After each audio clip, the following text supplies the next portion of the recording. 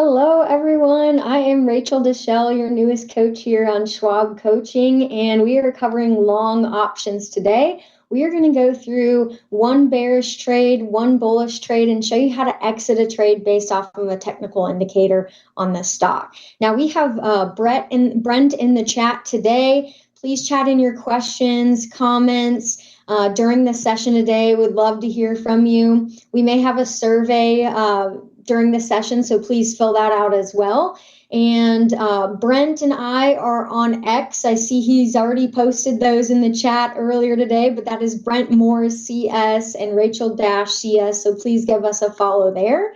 And subscribe to our Trader Talks show on Schwab Coaching on YouTube. We definitely love a like and a subscribe there. So let's get into a little bit of the disclosures today. We'll get into the agenda, and then we'll hop into our example trades. So as far as options, they carry a high level of risk, are not suitable for all investors. The information we're going to share here and cover today is for general informational purposes only, should not be considered any type of recommendation or advice. And Schwab doesn't recommend the use of technical analysis as a sole means of investment research. And lastly, the paper money software application is provided for educational purposes only. There are some major differences between paper and live. So now with those out of the way, let's dive into the agenda today. So first, we're going to do a little bit of an announcement, which I have on the next slide there.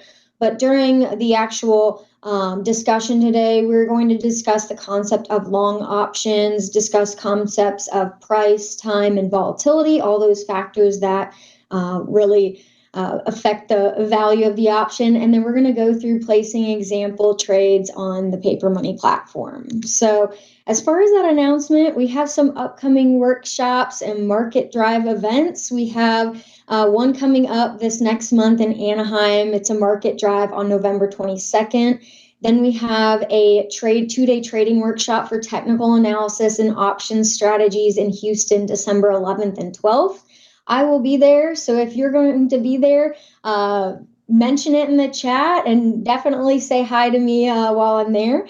And then Miami, if you kind of want to build on the concepts of options from the Houston trading workshop or from what you're learning in some of these webcasts, we have an advanced options right before Christmas on December 19th and 20th in Miami. So exciting events coming up. We would love to see you there.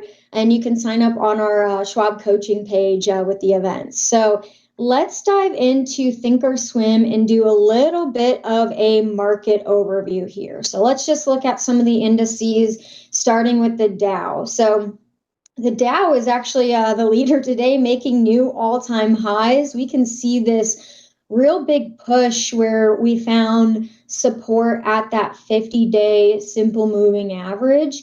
And it really battled with that 20-day for about a week of trading time. And then we just see that lift off there. And that's a candlestick pattern we call the three soldiers, where it's three large green candles that occur kind of at the bottom of a trend, which we can kind of see that was a short-term downtrend there. And they occurred at the bottom there where we saw that lift off, that move in price. We even scaled above our 20-day simple moving average, and then today making those new all-time highs in the Dow. So many there.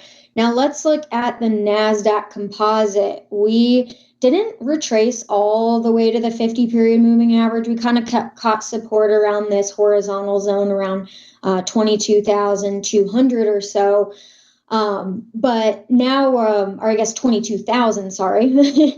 But what we're looking at is we had this push above the 20-day simple moving average. We had that gap up above on Friday. Now we have a little bit of an inside day and even kind of like a Harami candle today. So it may signal a little bit of pause. And we're not seeing new all-time highs in the NASDAQ quite yet. So this kind of candlestick formation may just signal a little bit of a pause, but we obviously saw that massive gap up. Now, similar thing that we're seeing in the S&P 500, still not that push to new all-time highs quite yet, but we did see that similar gap above that 20-day simple moving average, and we have a tighter, almost like spinning top type of candle today, which could possibly consider a pause or indecision in this trend. It's looking a little bit like a doji where we have that open and close kind of trading around that same level. So again, that could indicate that pause or indecision of a trend, which we've kind of seen that even before this push off. We had that indecision, that range where it just kind of fought within the range of that larger candle from the 10th.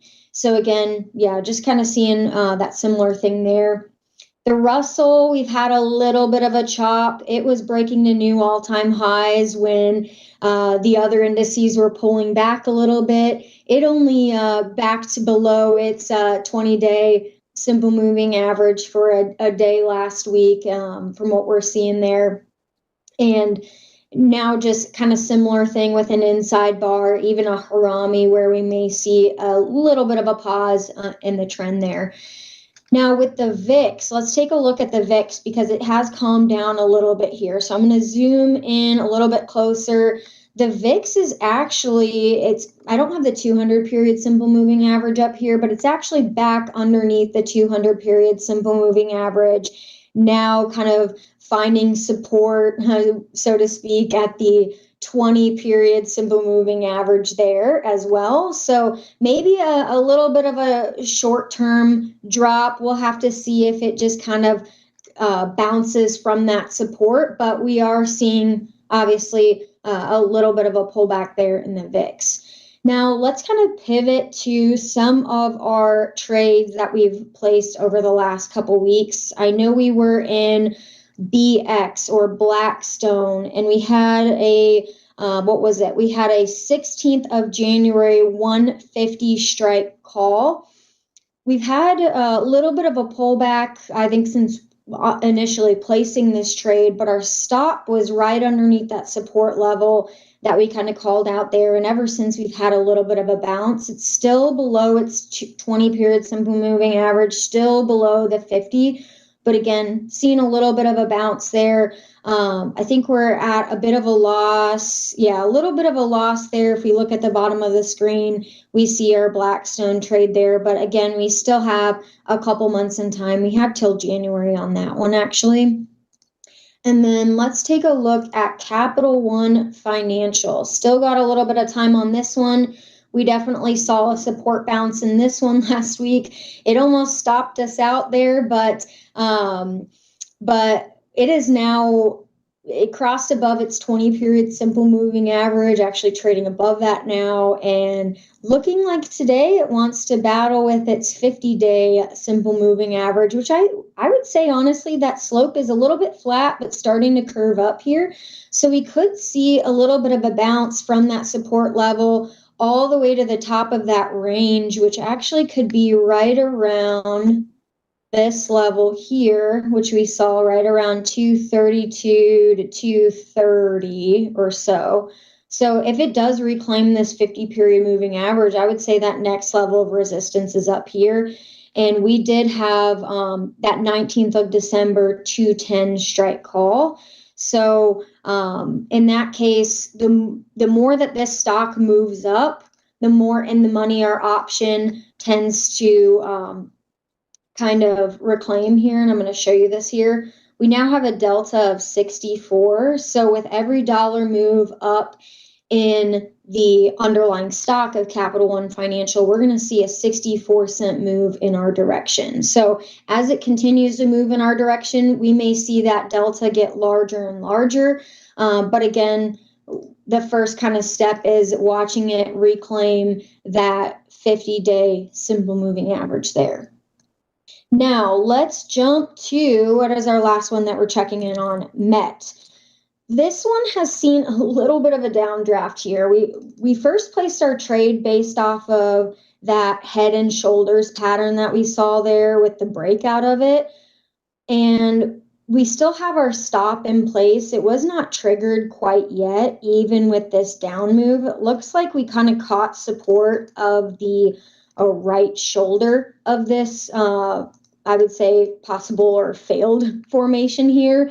And now it's almost looking like we have a bear flag taking place, where we had that strong move down last week, crashing below its 50 and 20 period simple moving average, touch of support, a little bit of a rally back. So it's looking a little bit like a bear flag taking place here. So I would say it kind of looks like our pattern that we called out with that inverse head and shoulders, that head and shoulders bottom has likely reversed in this case, or had a little bit of a failure. Now, we are pretty close to our max loss on this trade, so we're just going to still trust our stop to stop us out in that case, because it looks like we're down a little over $1,000, so it's pretty close. We still have, let's say, still 2-3 months of time on this, so that's why we're kind of going to let it still play out. But if this bearish flag tends to take place, we may see a drop. Let me zoom in, make it easier for you guys to see. We may see a drop a little bit below, which could be down to like lower 70s if we saw that drop continue. So that was about almost a $6 drop that we saw initially last week. So if we should break through, if this is a true bear flag, which is that bearish continuation pattern, we may see that drop all the way down to 72, but that's why we have our stop in place. Our stop is in place, ready to catch it for us here. Now, let's take a look at a couple new trades that I have my eye on here in this market. Now, we have one bullish, one bearish trade here. Now, let's take a look at Adobe. So Adobe for the last year has been in kind of a little bit of a downtrend here. We've had the battle with our 50 and our 20 period simple moving averages there. And then just recently last week, we hit new lows in Adobe shares. So let's zoom in a little bit to this more recent price pattern. So I would say that long-term support is really around like that 327, 328 level. We had a little bit of a bounce from that after making new lows right on, I would say, Thursday of last week. And then since then, again, it's with that three soldiers formation where we have those three large green candles that are giving us that lift off from support. They're occurring at that bottom of the trend, which is signaling that reversal, possible reversal in the trend for Adobe. And we're seeing kind of quite the follow through with nearly a $20 move. And today it's really crushing that 20 period moving average and that 50 period moving average at the same time. Another thing that I am seeing as well is a little bit of a descending triangle here. And where is that last candle today occurring at? Well, it's occurring a little bit at that trend line resistance here. So it's been touched 1, 2, 3, 4, possibly 5, 6 times that upper trend line has been touched. And I think that's pretty pivotal, seeing that move above that 20 period, 50 period, and that resistance here. So that looks like that could be a potential bullish reversal here.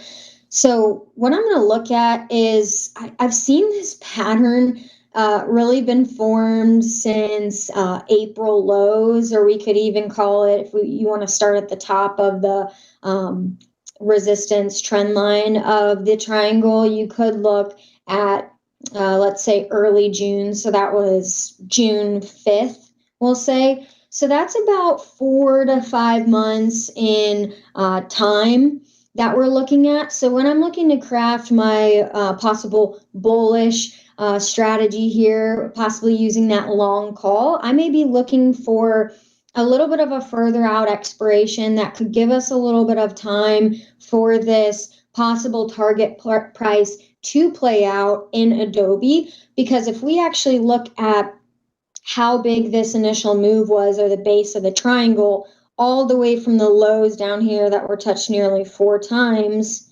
So let's connect it and see. All the way from the lows to the highs. That is a $92 move. That is massive. Now, that's not going to occur over a short time. It may, but it's not likely that it will. And we'll kind of see that when we look at the volatility next. But that is a $92 move on this descending triangle. So if I just duplicate that and kind of look to where it could be breaking out today or tomorrow or within the next couple days, that is giving me a possible move out and all the way up to around 450.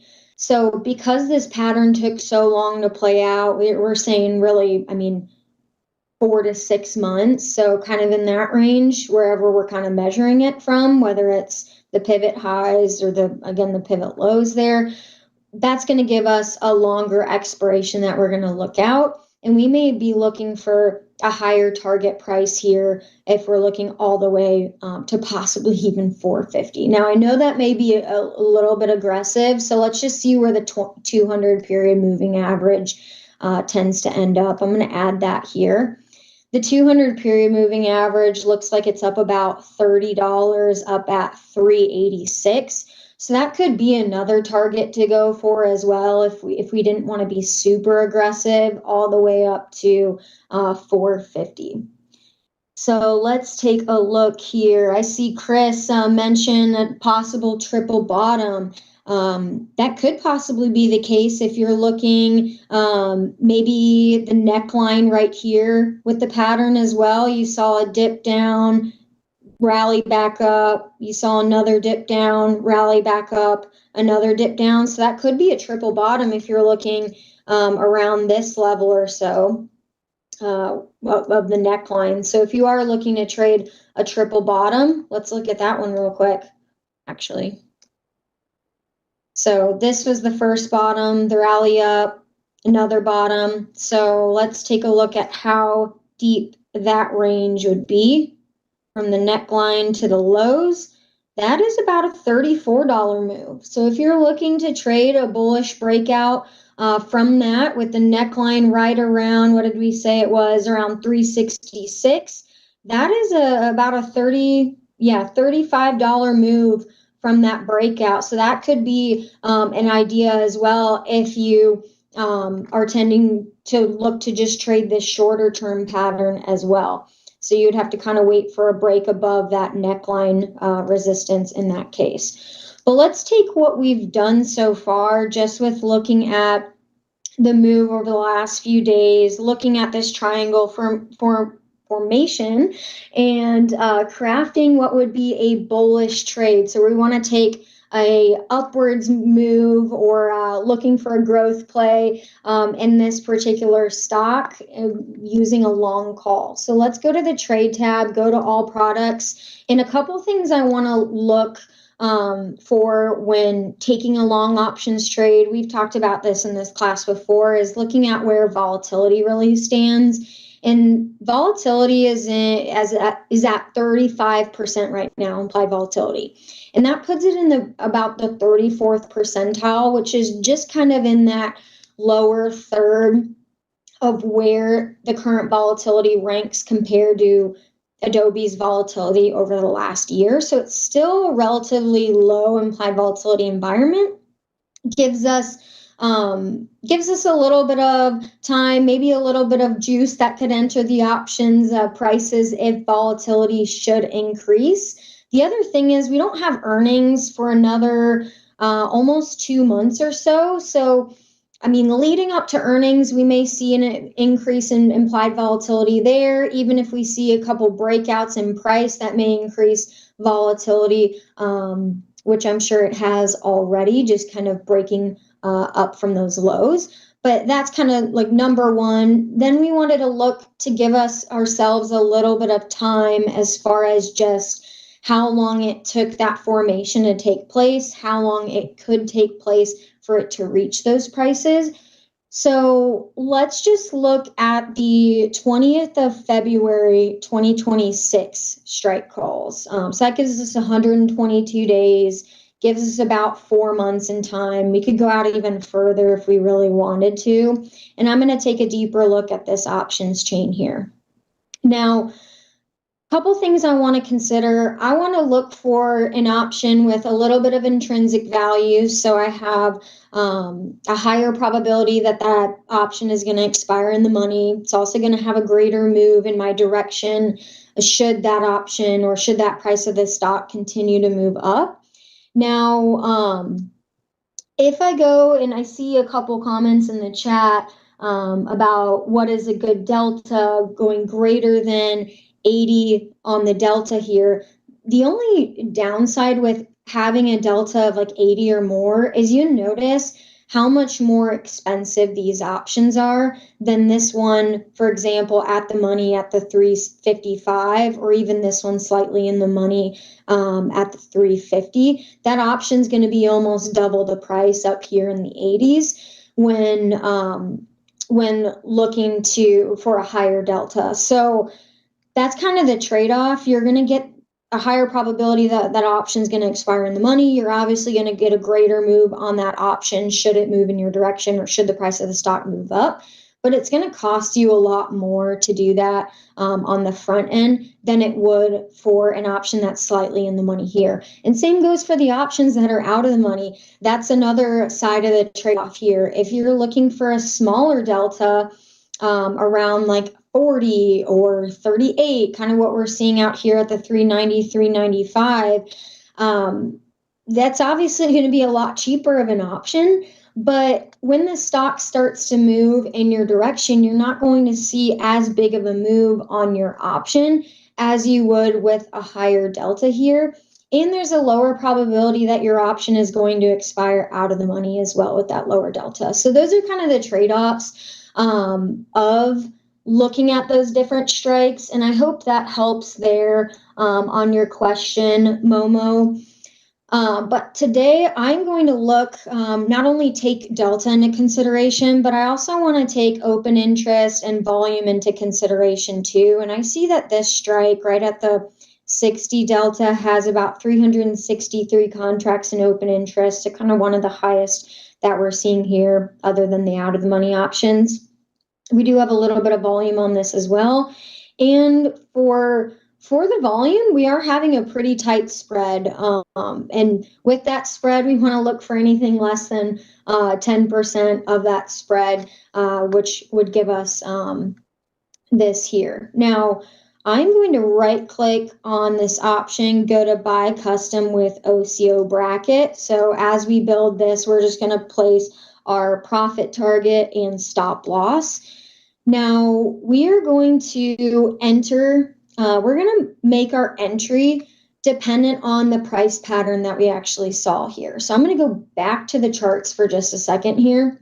Because yes, we broke above the 20 period simple moving average. We broke above the 50 period simple moving average, but we haven't necessarily broken out of this initial pattern yet.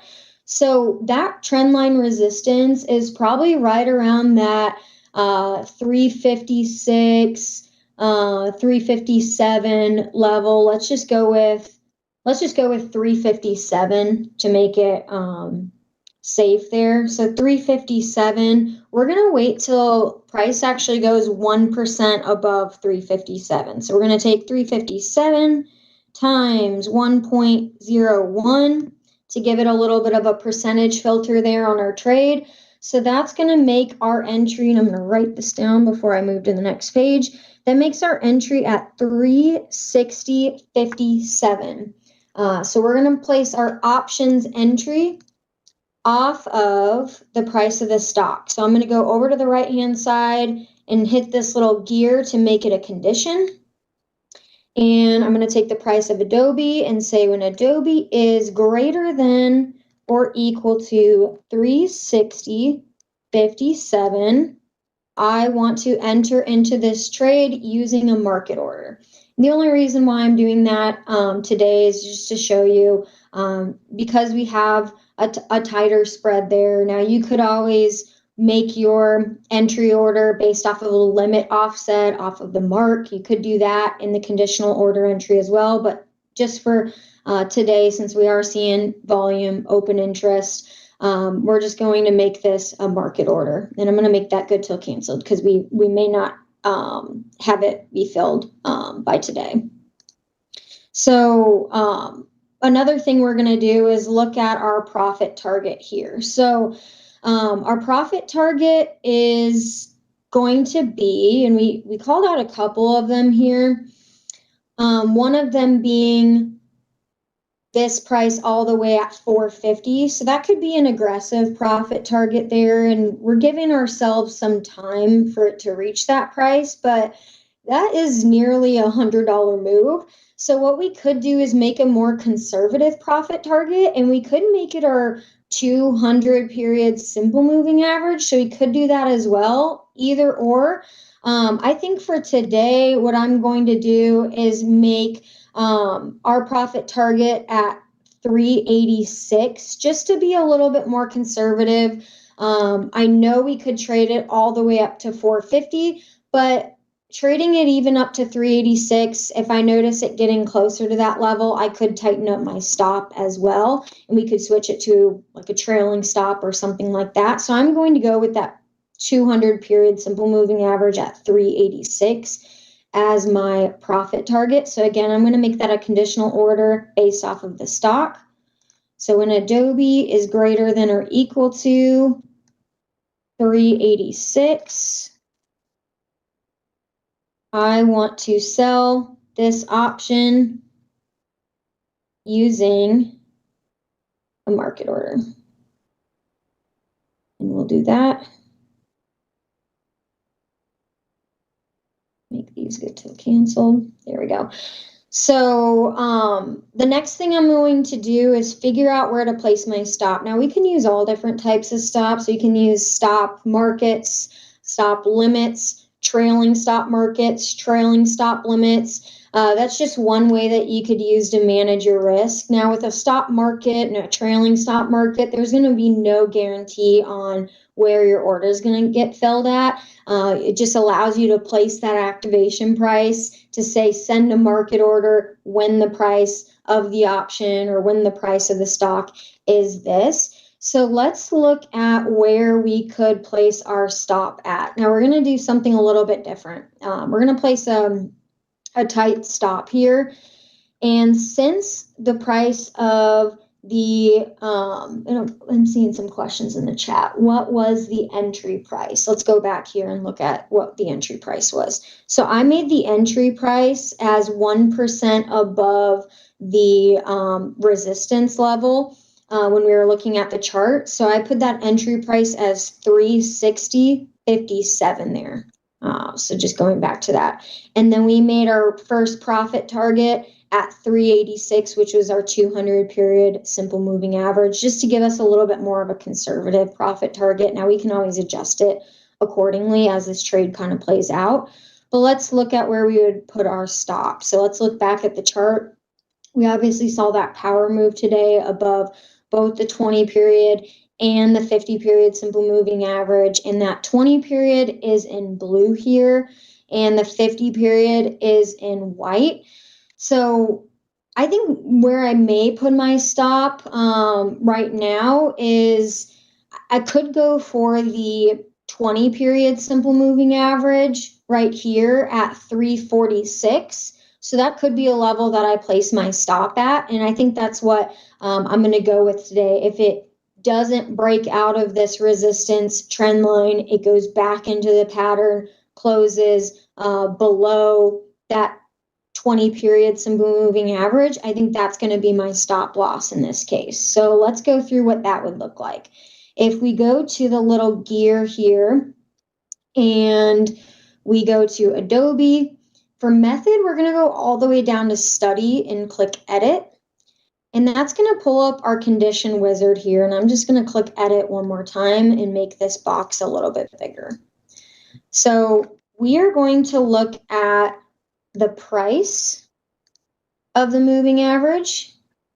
So where's our close? When the closing price is less than or equal to, and we are going to look at the simple moving average, and we'll pick the 20-day.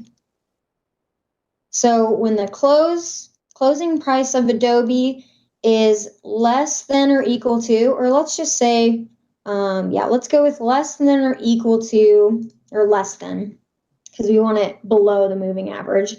Our simple moving average 20 length. So we'll see that written out here. I will hit OK here, and you will see study is true, and you can see it kind of written out here as well. So I'm going to hit save. And we are going to make that, let's see, and that's going to just be a market order actually. So that's kind of going to be our stop, so to speak, because we don't know what the price of the option is going to be when the price of the stock goes below the 20 period simple moving average. So we're just going to make that a market order. So I'm going to hit confirm and send here. Just to review our order, we're entering when price is 1% above that trend line. We are selling when we are above the 200 period simple moving average. And we are could also be managing our risk to the downside if the price of Adobe is less than the 20 period simple moving average. So I'm going to hit send here on this one. And we have a little bit of time left. So let's look at another example here. So here's another example of a trade that we could possibly look for today. So Nike has had quite of a year here. It's definitely, it traded in a range for a little bit, had a little bit of a sell-off back in April, just like most of the stocks in the market there. It rallied back up to that previous resistance, and then ever since, it's just kind of traded in this downtrend, making lower highs in price and making lower lows as well. So you can kind of see that playing out. Now, right now, it's below all of its moving averages. It's below the 20-day, it's below the 50-day, and it's below its 200-day. It's starting to battle with that a little bit here, and that 200-day is in orange there. So I'm going to get rid of both of these, hide the 20, hide the 50. So we can see it's battling with its 200-day. It rallied up to there last week as well, even tried the week previous as well on the 9th. So we're seeing a little bit of something here. And with this rally up after the pullback in Nike, I'm seeing a little bit of a pattern take place. So, yep, I already see Art putting it in the chat. Nike bear flag. That is exactly what I saw as well. So, where I'm kind of seeing the flagpole take place is the highs from October 2nd all the way down to the lows of the 10th. And we're seeing kind of these lows in price or these highs in price touching as well. And they're touching that trend line, which could be that pennant formation, which also coincides with exactly where that 200 period simple moving average is. So I would look for support as a trader right underneath this bear flag formation here. I would look for resistance right at that 20 or that 200 period simple moving average. But if I'm looking as a pattern trader looking to trade this pattern, I may look to duplicate this drawing or take the flagpole and actually project it downward, assuming that this is a bearish continuation pattern with that steep move in, a little bit of a rally back up, and then a possible breakdown again in continuation. That could put us all the way at just above 55 or so down to the downside. So that's about a $12 move that we're seeing there. And that just started at the start of the month. So it's taken about 3 weeks to form so far. We may see a break in either direction this week. We don't know. We don't have a crystal ball. But the fact that it took about a month in time is going to give me a little bit of indication where I'm going to select my expiration date for this bearish strategy. So I'm going to look for a put option. I'm going to go long a put with a possible target price down all the way to just above that 55 level.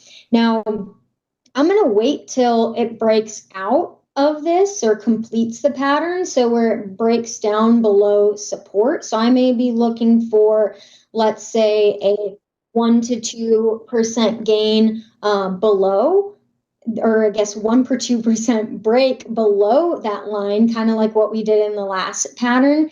And I may look for an exit if we're wrong and if it closes above that 200 period simple moving average. So let's just go and see what that trade could possibly look like on the Trade All Products tab. Now, a couple considerations that we want to look at. Again, we have a low implied volatility percentile, still a good environment to be buying an option here. And the fact that time value kind of starts to pick up in pace really at the 30-day mark, and we'll see a theta here of about 4 or 5 cents here or so. I may want to give myself a little bit more time since it already took 3 weeks for this formation to occur. I maybe don't want to wait until there's just a couple days left in expiration for it to hit my target price. So I'm going to look out to the December monthlies, give myself a little bit of extra time. I have a teeny tiny bit of a smaller theta, but at least that will give me a little bit of time for that formation to play out. It allows me to hold it a month or so. So what I'm going to look at here is I'm going to look a little bit in the money like we saw in the last one. I'm going to look for a strike that's going to give me good amount of volume, good amount of open interest. We're seeing a lot of activity in here, especially with the tight spreads. That may be something I look for here as an options trader. So I am going to choose the 72.50 strike put here in this case. And I'm just going to go to buy custom with OCO bracket again. And we can kind of look at this example here now. Now, I only looked at one contract before because of our trade size of the account. We still spent less than 5% of our account in a trade. This time, since the option price is a little bit lower, this is only $600, so this is even less. So if we wanted to bump the size of contracts up, we could bump it up to, let's say, just 5 contracts here on our option. Now, we don't want to place this order unless the price of the stock breaks below this or breaks out of this pennant pattern. So let's just use this level as support here, and let's just say 67.31 may be the level that we're targeting if it should break lower. So 67.31 is our support right there, right where my cursor is kind of highlighting over. 67.31, let me plug that into my calculator. So if I wanted to look for a 1% move down below support, let's say that's just my confirmation for this price pattern breakout. I'm going to take 67.31, multiply that by 0.99, and that gives me a price of 66.63 on Nike. So should it break below, we'd be entering that trade at 66.63. So let's go back to the trade. We're going to make this a market order. We're going to change these market orders kind of like we did on the last one. And we are going to place our order based off of the price of the stock. So when the price of the stock is less than or equal to 66.63, that is when we are going to enter in this bearish trade because we want to wait for confirmation with that breakdown. Now, let's look at where we could place our profit target. We talked about the price of the stock being, having that, like, what was it, like a $12 move down. And that would put our profit target or our exit right around 55.21 there. So I'm going to place that off of the price of the stock as well and just say we are going to sell 5 contracts of this if the price of Nike goes less than or equal to, say, 55.21. So that would be our profit taking order. Now, lastly, we're going to use our risk management. In this case, this would be kind of like our stop order. We're going to use a market order based off of the technicals that we are seeing here. We're going to place our stop right above the 200-day simple moving average. So if price goes above, closes above the 200 period simple moving average, that's where we would want to get out of this trade. So I'm going to place that on the last one here. So I'm going to take that same kind of idea that I did last time where I went down to study, edit, hit edit again, make this box a little bit wider so you can see. We can select price, close. We want the close of Nike. If it's greater than our simple moving average, 200-day. So everyone see that? I'm going to hit save. And we can check that right here. Close is greater than the simple moving average of 200 periods. Hit OK. Hit save. So we're going to hit confirm and send here. Just double check everything. So we're going to do 5 contracts of that Nike put, that 72.50 strike put. When Nike breaks below that possible pennant pattern, breaks out, we're going to take profit when it reaches our target price down below with nearly $11, $12 move. We are going to stop out our losses if it should cross above that 200 period simple moving average. So everything looks good to me. It's always great that we double check our orders. We are going to hit confirm and send there. So 1 bearish trade, 1 bullish trade, giving ourselves a little bit of time. We found some price patterns there. Now we're just going to wait for the market to tell us if we are right in this case of what we are kind of seeing on the chart and how we are crafting those orders. So we did an overview of the markets today. We double checked our last trades, kind of did a review of those over the last couple weeks. Then we entered into a couple new trades, still staying within our risk parameters, within the size of our account, and sticking to some new rules and basing some of those trades on some of those technical indicators that we are seeing on the chart. So hopefully this helps today. Thank you so much for tuning in. Please like this video if you liked this webcast, and please follow me and Brent on X, where we post a lot of charts, a lot of different ideas there. He is Brent Morris CS. Thank you, Brent, in the chat. And then I am Rachel CS there as well.